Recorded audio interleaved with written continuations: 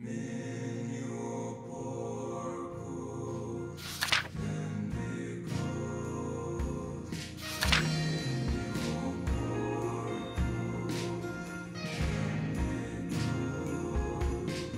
guys, today's video is going to be a little bit different. I'm sure that you can tell at this point that I'm not yelling into my microphone like I usually am. I'm actually talking at a reasonable volume, and I apologize to all of my audio style listeners, but there will be a visual gag now every single time that I cut in. I will leave the still frame of DSP that was last up before I cut in on the screen so that all of you can see, unfortunately, what faces I have to look at while I do these recordings. Not all of them are funny or enjoyable. A lot of them are just kind of blurry messes, but I thought it was a fun little thing to leave in for the people who do watch visual style. I guess that's the only way you can watch, is visual style. So yeah, if you could just give me feedback on whether the changes are good or bad, or, you know, however you feel about it, I would really appreciate it. Thank you so much. Well, let me tell you something, brother. Snort, snort, snort. Hogan. Drip. Snort, snort. I got the drip. Go. Now, after I finished with Street Fighter 6 last night, I went to work on DSPThrowback, which is my newly rebranded channel. It used to be called KO Gaming, but I've rebranded the channel now for 2024. And what this channel is going to be is a legacy content channel. Now that my frame rate just dipped, did you see that? So for all of you that were guessing, myself included, that he was just going to rebrand KO Gaming, you were 100% right. That is what he did. He did the exact same thing earlier this year with DSP React. But in that instance, it was him rebranding the King of Hate vlogs. Of course, when it comes to DSP, there's never any new ideas swimming around in that empty gin-filled brain of his. So I'm really not surprised that he did the exact same thing all over again, because of course it worked so well before. I mean, look at how well his DSP Reacts channel is doing. And just for transparency purposes, Snort Hogan absolutely included DSP's camera blunders, but I don't think that that's necessarily relevant to what we're doing here today. So I went ahead and cut it out to save us all the time. It really just boiled down to old man being confused by technology, so it's not that important. Anyway, let's continue. So basically last night, I finished with the Resident Evil, the Street Fighter stream, and I want to get to work on the DSPThrowback channel. So for those who don't know, my old channel, KO Gaming, which is from 2016, was an edited content channel where I did highly edited reviews, countdowns, series, and things that basically took a lot of time. It wasn't live gameplay, it wasn't streaming, it was edited style on-demand videos. It did really well for a year, okay? Really well for a year. And then what happened? YouTube demonetized it for literally no reason. Every video I uploaded to the channel was already demonetized before it even went live.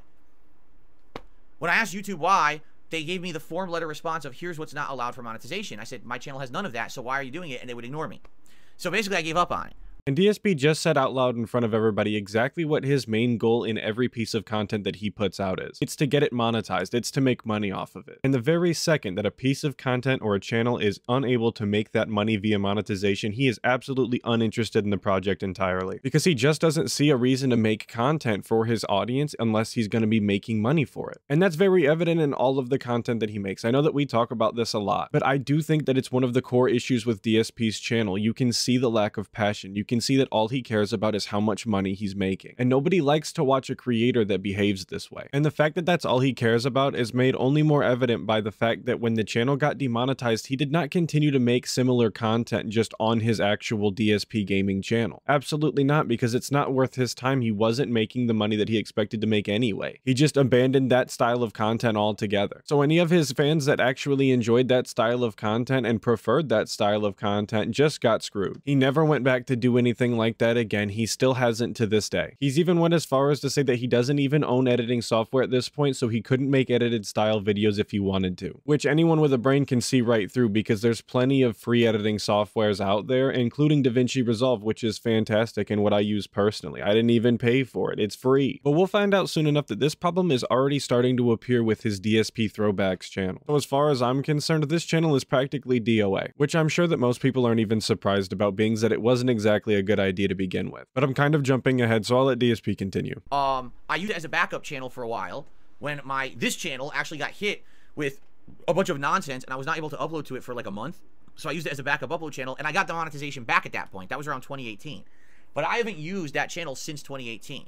Over the last few years, you guys have asked me, would you ever upload your lost playthroughs, your lost media content like Final Fantasy 13 or Red Dead Redemption or LA Noire? And I said, well, if I could find them, I went to my closet and found them. Okay? So I explained the whole idea of this new DSPThrowback channel yesterday on this show. If you didn't see it, I recommend you watch yesterday's show. It'll fully explain it. So last night, I went over and KO Gaming has now been rebranded. It's now DSP Throwback. So you can access it right now. It's youtube.com/@DSPThrowback. If you're interested in this new project, and if you're interested in seeing the legacy content come back in a new, creative, and more modernized way, please go over there, give it a look, and please subscribe to the channel, all right? I love that he doesn't see anything strange about asking people to go subscribe to a channel that you used to use but then wound up abandoning, as if that's not some sort of red flag that could be exactly what happens to this channel as well. In fact, it's probably more likely to happen to this channel because he's just uploading old playthroughs. I mean, it's a little more than just uploading old playthroughs because he has to get around YouTube's policy of not re-uploading content, obviously. It's always some sort of scam with the guy. But what I'm trying to say is it's finite content. There isn't infinite old playthroughs that he can go back and re-upload. I mean, don't get me wrong, there is a lot, but it is finite. And I have to point out how strange it is the way that DSP is conducting himself when it does come to this new rebranding of the channel. I feel like any other content creator would have just made it happen and then started uploading as a New Year's gift to his audience. And people would have appreciated the gift and they would have reciprocated it by going over and watching the content and giving you feedback. But of course, DSP isn't like everybody else. He's not going to do it that way. He's not going to give his audience any sort of gift, even though his audience has been directly asking for these playthroughs to be re-uploaded since he found those hard drives at the beginning of this year. Well, I guess last year, 2023, you knew what I meant. So last night I did a vlog. It was only about 10 minutes, and all it did was explain the premise of the channel. And I want to say thanks, within 24 hours, or excuse me, within 12 hours, the video already exceeded 1,000 views and is climbing. That's great. It shows that there is some initial interest in the channel. Already there's over 100 new subscribers and climbing, so there are people who are interested in seeing this project, okay? So, last night, after I had uploaded that video, I said, hey, I think I am going to upload the first, I don't know, let's say 2 hours of my Final Fantasy 13 playthrough, okay? Because here's the thing. By uploading those videos, I can check and see, are there any issues with them on YouTube? Because if I'm going to work on this channel and I'm going to edit those videos together into, you know, longer videos, if I'm going to run them through filters and processing to make them look better, I need to make sure the content is okay, right? I need to make sure YouTube's going to accept the content. What about copyright issues and all of that, right? And this is where DSP proved me wrong in my last video on this subject. Back when I was calling it DSP lost footage or lost playthroughs or archives or something like that. Because I said outright in that video that I don't honestly expect him to do anything to these playthroughs other than straight up upload them again. I even specifically said that he wouldn't cut them together and make them longer parts, that way he wasn't uploading 10-minute videos but instead like an hour or something. But in the addendum that I did put on the front of that video, I said that he kind of proved me wrong. Because I'm pretty sure that I said that DSP would not put any effort into these videos, he would not edit them, and he would not go out of his way to actually make them a better viewing experience for his audience. And as far as we know right now, that is still true. He will not be doing any of that. Instead, he's enlisted his free dent workforce. You know, all of those people that love DSP so much that they're willing to give him content and work for free so that he can make money off of their labor. Yeah, those exact people. You want to talk about a DSP classic? That's it right there. The guy really never ceases to amaze me with how lazy he can really be. The guy doesn't make any of his own thumbnails. He never made his own shorts. He doesn't edit any of his daily content, and when he does actually have to edit some content, he makes other people do it for him. I really can't think of anybody who puts less effort into the content that they put on the internet than DSP. So, I uploaded about 11 or 12 videos to the channel just to do a test. First thing I noticed, already there's a problem, okay? So, here's a big difference from how videos used to be done back in the day versus how they're done now, okay? So, back in the day, when you used to upload to YouTube, okay, you would open your uploading queue, and let's say you had 10 videos to upload in a day. So you would queue them all up. You would select all 10 videos, drag them into this window, and what YouTube would do, it would start uploading the first video, and you would order them in the order you want them to go live. So YouTube would say, okay, this one, then this one, then this one, then this one. So you could actually order the videos in the order you wanted them to upload.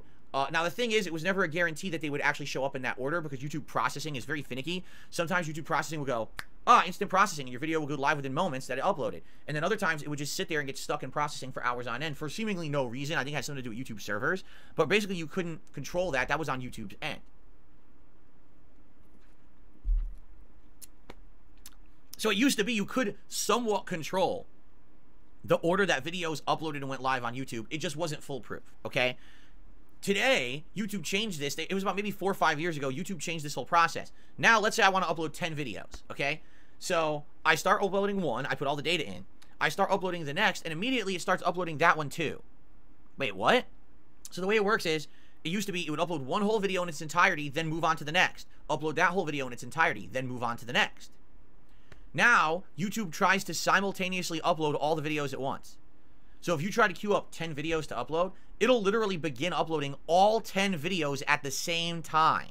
So of course, leave it to DSP to find the most mundane things to complain about. And of course, he couldn't get through a single session of doing the thing that he said to his audience that he would do without complaining about it. And the thing that he's really sitting here complaining about is how YouTube decides how they're going to upload the videos when you put them in the little upload box. I 100% understand that this can be an inconvenience for anybody who is uploading 11 to 12 videos at a time. But how little do you have to have going on in your real life that this is something that you actually bitch about out loud? And I have to wonder how often this is a problem that people are actually running into, because I don't know who is uploading 10, 11, 12 videos all at the same time like that. But I really shouldn't be surprised that this is a system that YouTube used to have in place that DSP looks back at fondly. His upload structure back in the day was essentially structured around the way that YouTube would let him upload mass quantities of videos rapidly. It's one of the main reasons his channel was as big as it was back in the day. Because if you wanted to see commentary videos of video games back in the day, DSP was everywhere all the time, even if you didn't want him to be. He was just uploading so many videos you basically couldn't escape him, and he was everywhere. And I like to think that DSP is pretty much the reason why YouTube had to crack down on mass uploads like that and had to completely change the way that videos get recommended to people. And his inability to adapt from a different style of content is one of the many contributing factors that led to his downfall. But I'm sorry, that was kind of a tangent. We were talking about how YouTube now deals with you trying to mass upload videos again, and you were about to tell us the two main problems with the way that they do it now as opposed to back then.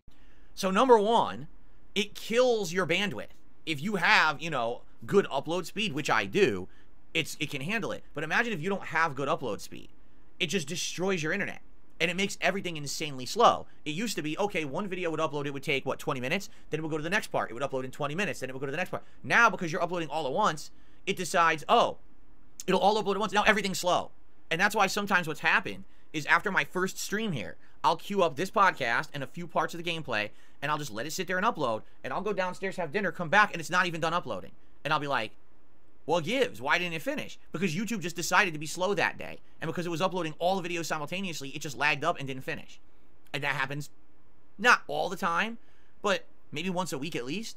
And it's all on YouTube. Why they changed their process for uploading videos, I don't know. So this is a problem that he's completely aware of and has full understanding of to the nth degree. And by that I mean that he knows what the problem is, he knows why it's a problem, but yet he fails to take care of it at any point. I know it's far less convenient, but if he really cares about when his videos get uploaded and whether or not they're being uploaded one at a time or all together, that he would just pop into his office every once in a while and put another video in the upload thing and then have it go through one by one. It's not a complicated process, it only takes about 2 minutes to do maximum. He should have a good idea at this point how long it takes for YouTube to actually upload the video and get everything set in stone. If, for example, his videos take about 20 minutes to upload, he should just set a 20-minute timer, go spend time with Kat, and when the timer goes off, come back up to the office and upload another video. It's really not that complicated. But that's again assuming that he actually wants to solve his issue and do things the way that he would like them to be done. But of course, it's DSP that we're talking about, and we all know that he's not actually interested in taking care of the problem, he's only interested in bitching. I feel like I say that line all the time, but it's always relevant when we talk about the guy. Because at the end of the day, every single segment is a bitch segment from DSP. He's never happy, he's always got something to complain about, and he's really never trying to solve his problems. So how did this affect me?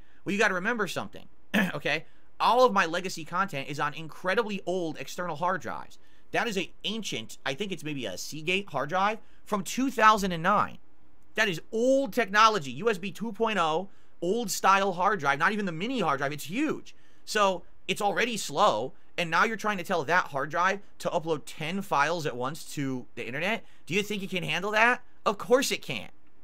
So basically what happens is, I'll set it up to upload all these videos, and it'll just lag up. So I ended up having to restart. I tried uploading, it just like lagged up and wasn't working. So I had to restart, and basically I had to do it, maybe do 3-4 videos at a time tops. That was it. I couldn't have it like upload, because like I told you guys, those videos are 10 minutes long. I wanted to upload like 2 hours of footage. That's 12 videos. Well, I can't do them all at once and walk away. I got to queue up 3 videos to upload, walk away, come back in an hour, queue up 3 more videos to upload, walk away, come back in an hour, queue up 3 more videos to upload. Do you see what a pain in the ass this is? And this is just my initial attempt to get these videos online.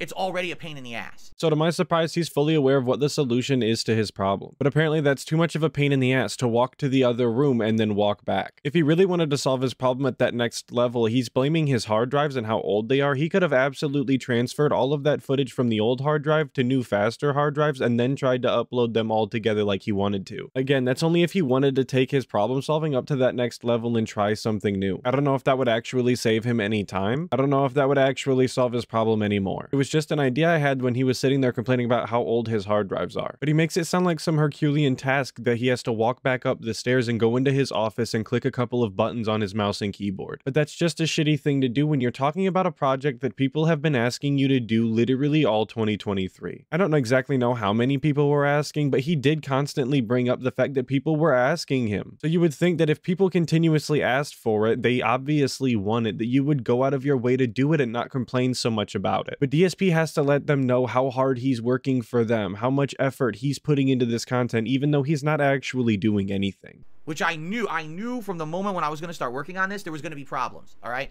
First thing I go to do, it's annoying, all right? So once I figure out this is how it's going to be, I just can't queue up everything and walk away. I'm going to have to actively be coming back to do this shit, which is very annoying. Some of the videos start to go live, and I have them as unlisted because the reason I'm doing this is to test the waters. These Final Fantasy 13 videos have not been on the internet for many, many years. So in those years, has YouTube cleared this kind of content? Are there copyright issues? Are there other issues? Let's see what happens, right? So all these videos upload, and there's 11 of them, I want to say, like 11 videos. Part 1 immediately gets flagged for copyright. Immediately. Okay? And I'm like, damn, that was fast. What is it? It's the intro song at the beginning of Final Fantasy 13. So the actual, like, intro theme song of the game gets flagged. And then it flags another part of the video. Get this. Content from Final Fantasy 13 Lightning Returns. But this isn't Lightning Returns. This is the original Final Fantasy 13.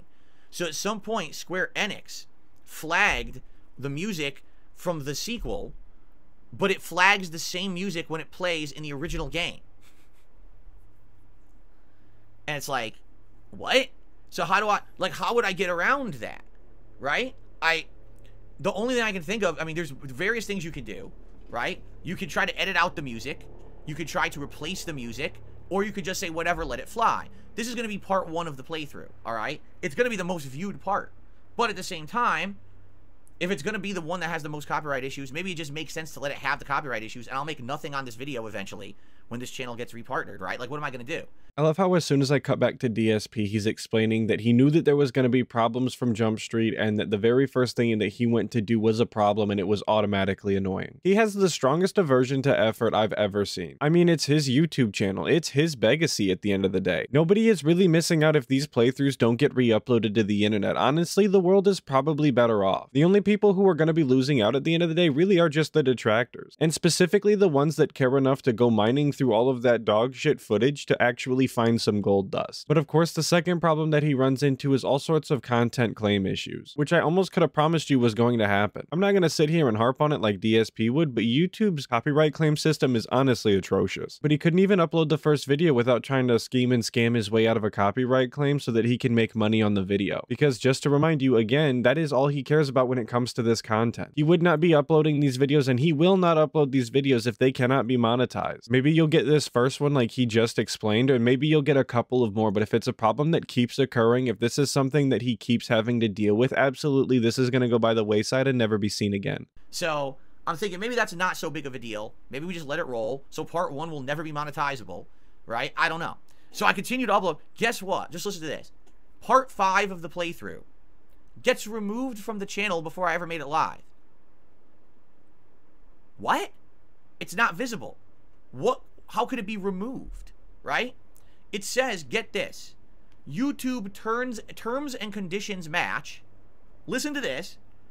In 2011, Square Enix already matched this same video on YouTube for copyright and had it removed because there is a legacy claim in YouTube's system from 13 years ago. YouTube will not allow the re-uploading of this video. And I didn't bring it up earlier because I didn't want to jump the gun. I've done that enough in this video. But I kind of had that thought at the beginning when he was talking about re-uploading these just to practice and see what problems he was going to run into. Because YouTube expressly has stated that you are not allowed to re-upload content, for obvious reasons, really. So I kind of expected that any of the problems that he had previously with this playthrough was going to rear its ugly head again. That's why I'm confused as to why he didn't just do the edits that he said that the dents were going to do for him with the AI upscaling and the audio fixing and the multiple parts combined to make a longer video. It would have just made more sense to me that he would have got those put together and then tried to upload it and figure out how it was going to work. I mean, the real reason that he didn't do that is because he wanted to make sure that these videos were going to be monetizable before he actually sent the dents out to do the work. Because even just cracking the whip to make the dents do all of the work for you is too much work for DSP if he's unsure whether or not he's actually going to be making any money at the end of the day. I just think it's funny that all of the problems that he's run into, whether it be the uploading or the copyright claims, it could have just been avoided if he would have done the work first and then decided to upload.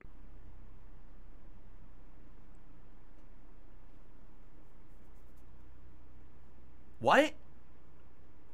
So, if you guys aren't aware, back in the day, YouTube was a very different place, okay? There were companies that, for some odd reason, did not allow people to do Let's Plays of their games. They would actively strike down channels that played their games. Square Enix was actually one of them. That's why Final Fantasy 13 had been put on its own separate YouTube channel.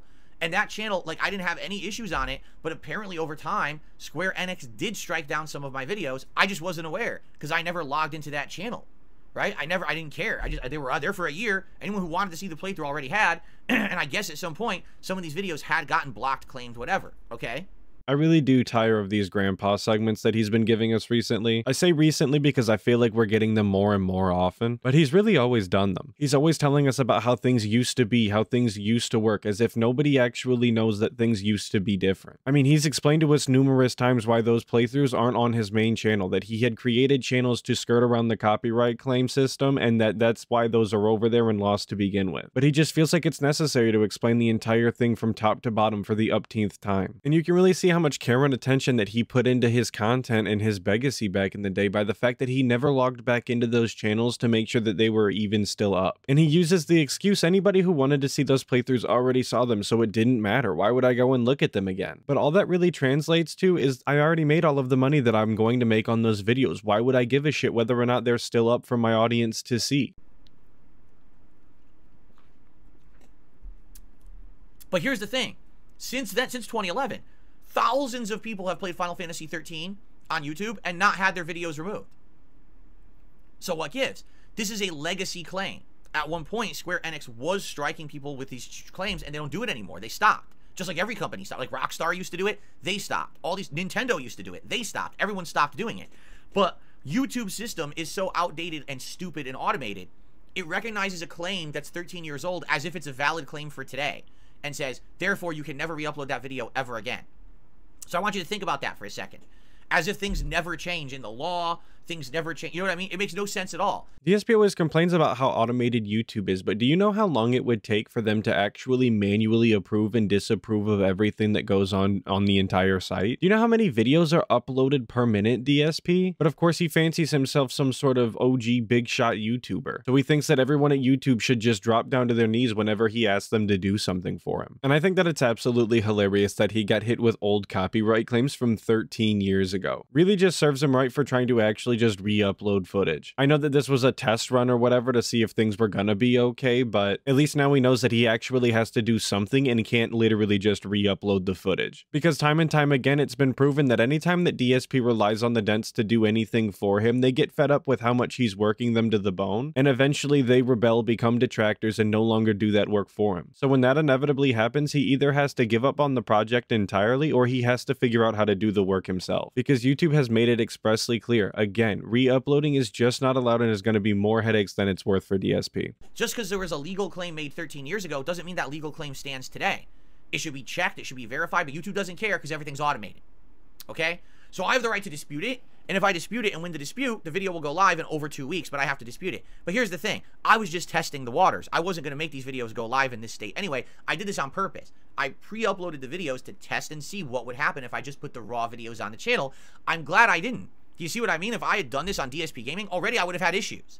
You see, that's why I'm glad I did it this way. So he just admitted right there that he's complaining and bitching about things on his level 1 pre-stream that don't actually matter and was only a test anyway. So he's sitting here being upset about the way that YouTube operates, about all of the difficulties that he was having uploading these videos when it was all just a test. I mean, we knew that. I said that a couple of times. But him saying it really just makes me realize how much of a huge waste of time not only was this entire segment, but him doing it to begin with. All of this could have been avoided if he would have just done all of the work for the videos beforehand and then tried to upload those and sorted through the problems then. Because honestly, there probably wouldn't have been any problems to begin with. Even the upload problem would be completely gone because he wouldn't be uploading 10 or 12 videos or whatever straight to YouTube. He would be uploading 1 or 2 larger sized videos. But the level 1 pre-stream is pretty much just a let DSP yell at you and explain all of the things that he's angry about stream. And that's why it gets so many more viewers than the actual gameplay does. Because more people are interested in hearing what Phil is going to complain about today than they actually are him playing the video game. That thing that he claims that so many people love and adore, and that's why they come back day after day. So,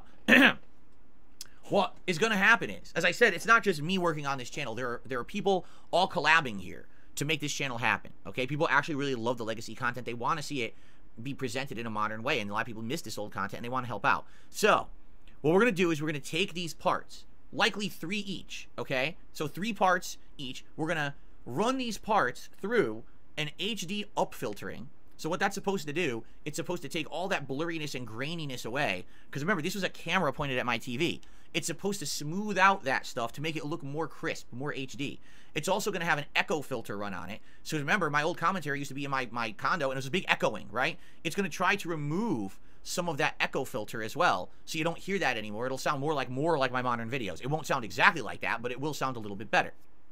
Okay? So that's going to happen first. Then, once that's done, then we're going to edit those videos together into roughly 30-minute segments, thinking like take 3 videos and edit them together. And if it were actually DSP doing the work, I might be genuinely impressed. But apparently there's so many dents just chomping at the bit for these old playthroughs that some of them are willing to give DSP free labor in order to see them. I don't know how complicated it is to run all of this footage through these filters, but if it is just that, just filters, then it's really not all that labor intensive anyway, but still far more work than I would be willing to put in. Not only because it's the guy and I personally don't like him, obviously, but because regardless of how many filters you put the footage through, it's always going to be a bad playthrough because DSP is the guy playing the game. It doesn't matter whether he's streaming at 8K at 100,000 FPS, the gameplay is still terrible and the commentary over it is still unbearable. If you'll allow me a very quick analogy, and now that I've donned the attire, it's kind of like you were trying to sell a sandwich, right? But the sandwich that you're trying to sell is a shit sandwich. Like quite literally a shit sandwich. It doesn't matter how many other things you put on it or all of the condiments or what kind of bread it goes on. Because at the end of the day, the main ingredient is still shit and it is still a shit sandwich. So it doesn't matter how much you try and dress it up. Anybody with at least 2 brain cells left kicking around in their skull is going to be able to see through the guise and identify it as a shit sandwich that they don't want.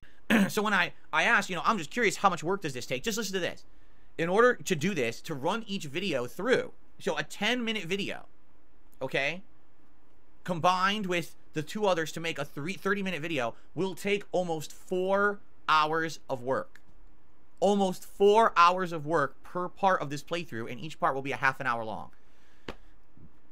I gotta ask though, is that 4 hours of actual work? I mean, like where you actually have to be doing something or monitoring things? Or is that 4 hours where you just put it in the program and walk away and go do something else? Is that just rendering time really? Because your rendering time is determined greatly by what kind of computer you have and how powerful it is and what else you are doing on it. This probably isn't a surprise to most of you, but I have to render all of my own videos. I know, shocking. And a render can take anywhere from 10 to 20 minutes typically, but if I decide to play games while the video is rendering, it can take up to an hour and a half to 2 hours sometimes. So typically I just don't even bother. I just get up and walk away. So does that have anything to do with how long the work takes? These are just the kind of specific questions that I start to wonder when DSP gives us vague information like this. And even if I was given the opportunity to ask him, I highly doubt he would have an answer because he probably doesn't know anything about the process that he's talking about. He's just going off of whatever they said and he goes, all right, sounds good, man, just do the work. Because as long as they're not asking for money from him, he doesn't care how labor intensive or time intensive it is on the dents. Now, do you see what I mean when I told you guys it's not as simple as you think?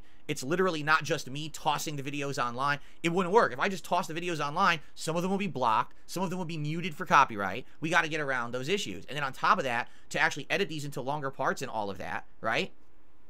It's a ton of work. So that's why this wasn't something I ever just wanted to rush into before I was ready. I wanted to make sure that everything was prepared properly, that it was being done well.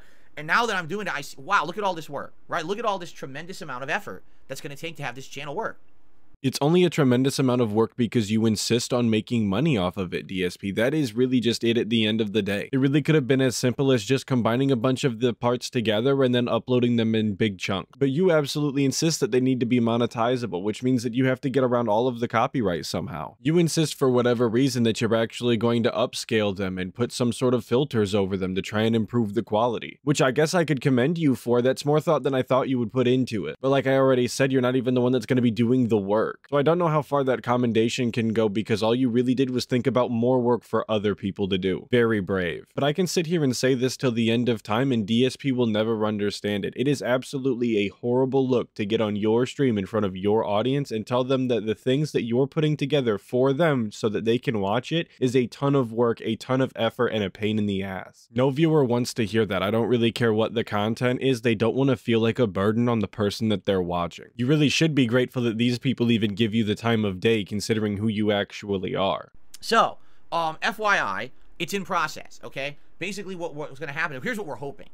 Once these videos are run through these HD filtering programs, the echo reduction programs, and once everything's edited together, it's not going to look like the old video anymore. It's going to look completely different. It's going to have different, I don't think that YouTube is going to match these videos to the old ones that I uploaded in 2010 and say, oh, this is a re-upload from a 2010 video that already was taken down by Square Enix. Instead, it'll recognize it as a totally new gameplay video, and it should be fine, okay? But I was very curious, because here's the thing, now we know that particular part may have issues, so we gotta be ready for that, and maybe we'd have to cut a part out. What is it? I don't know. It might take experimentation.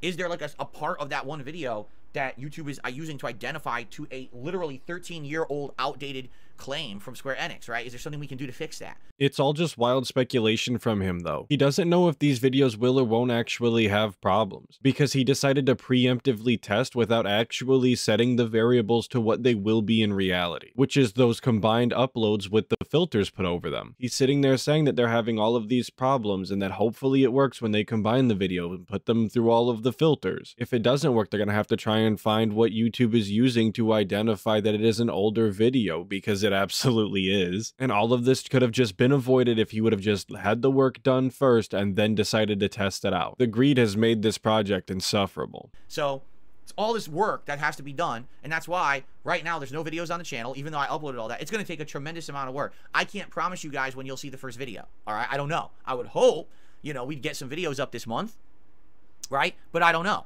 And the thing is, if it takes this much work, just think about this. I have 11 parts ready to go. So that's going to take, no lie, if it's 4 hours per 3 parts, right? So for the first 4 videos, it's going to take like 12 to 24 hours of work. And that's active work. That's not, oh, I'm just, I'm sitting here doing nothing. It's active work. I really am trying to not cut in nearly as much, but he did just talk about the exact thing that I was asking about. But he didn't actually answer anything. He's saying that it is active work. It's not just sitting there doing nothing, but then refused to give a single example of what makes it actual work. He just repeated that it's work. This is the part where if he really wanted to convince his audience that he was doing something, or at least that his dents were doing something for him, that he could provide some sort of example or give accurate information so that they can get an accurate picture of what's going on behind the scenes and maybe even appreciate the content more. So even though he thinks that this is very convincing and he makes it sound like some arduous task, I'm actually just more convinced now that he has no idea what he's talking about or what they're doing to the videos. He just knows what they're telling him. And they told him that it was a bunch of work, whatever that means at this point. Because remember, DSP is the guy who describes playing video games as work. So that's going to be probably days and days of work to weeks, right? So hopefully I'll get some parts up for you guys, but I don't know when, and I'm not going to make you any promises. I would love to say, hey, it'll be live in a week. It'll be live. I don't want to say nothing. It might be live tomorrow. It could be live in a month. I don't know, but it's being worked on, okay? But it was very interesting to attempt this and to see the process of how it's going. I'm actually very excited to see what the first video looks like when it has all of this, up filtering and echo reduction and everything done to it. I'm very curious to see how that will work out and how the video will look and stuff like that. So that's all in process, FYI, and I'll give you more information when I have it. Right now, that's where we're at, okay? And what I'm going to do is I'm going to try to do my best. I'm just going to get, like, that whole playthrough ready to go, so all the raw videos are ready to go, And then as time progresses, you know, slowly they can be worked on. They can be run through the filter, edited together, uploaded, etc., in their better form for you guys to be more digestible. All right. So that's pretty interesting, right? I mean, very different from anything that I'd be working on. And again, I want to accentuate here, it's not just me. I'm the one with the raw footage doing the initial test. There's people behind the scenes really working hard because they want to see this content get recognition on the internet, get back on there in a viewable way so people can watch it. I'm kind of shocked that he continues to mention his dent workforce. It's just kind of out of character for DSP to give any credit to anybody that isn't himself. But regardless of whether or not he's giving them credit, you notice that he can't name who these people are. He can't actually identify them. But because being a DSP dent is practically a cardinal sin. In fact, if it were up to me, I would get rid of one of the old ones and then put that one in there instead. Personally, I would feel disgusting not being able to properly credit the people that are doing work for me. That's why anytime I get art or the intro music or I use clips, I absolutely have to shout these people out. Big ups Darksea to Phil for the art that I use. I really appreciate it. That's the only one that's not constantly in every single video. But now that I'm saying that, maybe it should be. But let me remind you that DSP is the same person who refused to pay the people that he was actually putting a project together with, even though some of those people were spending 50 hours a week editing the project together. So if he doesn't see any issue with not paying them, I really shouldn't be shocked that he doesn't care whether or not the people that are doing the work for him now get any sort of shout out or recognition. And I really do think that that hurts DSP's community, because that's one of the huge differences between the way that DSP conducts his channel and the way that the other content creators in the Snortex conduct their channel. People in the Snortex are constantly doing collabs and inspiring creativity in others and being able to showcase that creativity in their videos when other people can't. And those people who do the art, who do the music, who do the skits, who do all of the bits, they get recognition in the community, and you can see them in chat and they get recognized and people show some appreciation for the content that they've put out, even though it wasn't in their own video. Now, here's the thing. I want to say thank you all very, very much, okay? Because you've already put over 1,000 views. In fact, let me take a look here. Over 1,400 views and climbing, and over 150 new people have subscribed to DSP Throwback since I announced it yesterday. So the announcement vlog in 12 hours, getting good viewership, and the, you know, people subscribing because they're excited for this project, that's cool. Because here's the thing, as I told you guys, in order for me to repartner that channel, okay, I need to have 3 uploads. Right now, that's upload number 1, but I need to have 2 more uploads. In addition, I need to have a certain amount of watch hours. Again, it's always about monetization with this guy. Or at least in this case, it's about being partnered so that he can be monetized. Because it's not enough that people went over there and actually showed a genuine interest in whatever he's doing on that channel. No, it's actually about how much watch time he has and uploading videos so that he can be repartnered. Sound good? Sounds good to me. And by the way, categories. And by you watching not only that announcement vlog, but if you were to go back and watch some of the legacy content on the channel as well, that would help boost the watch hours on it, so then I could get it repartnered. Now again, here's the thing. I am not going to be doing anything on this channel with memberships or anything like that. The only point is to get the channel up and running and to maybe get some ads on the videos. That's it. That's all I really care about. I'm not going to be on this channel all the time making new content. It's just going to be this legacy content that's uploaded.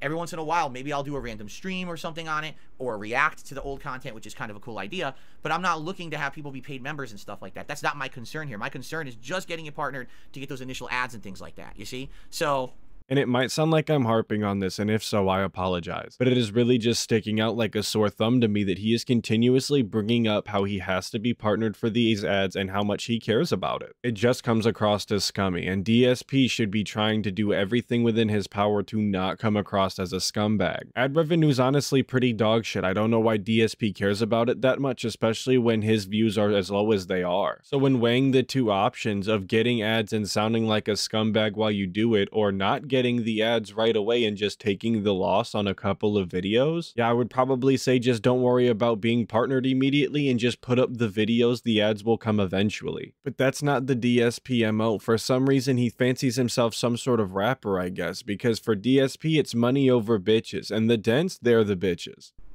It would be great if you checked out the channel, if you could watch that, not only the announcement vlog, but maybe check out some legacy stuff. And obviously, once these first videos eventually hit the channel of Final Fantasy, it would be absolutely cool if you could give them a watch, even if you're not interested, and just give me some feedback on what you think. You know what I'm saying? Like, just let me know. Hey, do you like how the video looks? Do you like how the upscaler worked? How does it sound with the echo? Do you think this is an improvement? Like I said, these are going to be half-an-hour installments instead of 10-minute videos like the playthrough originally was. What do you think of that? That will help. That will literally help a lot. All right? So check it out again. youtube.com/@DSPThrowback. Please watch the announcement vlog.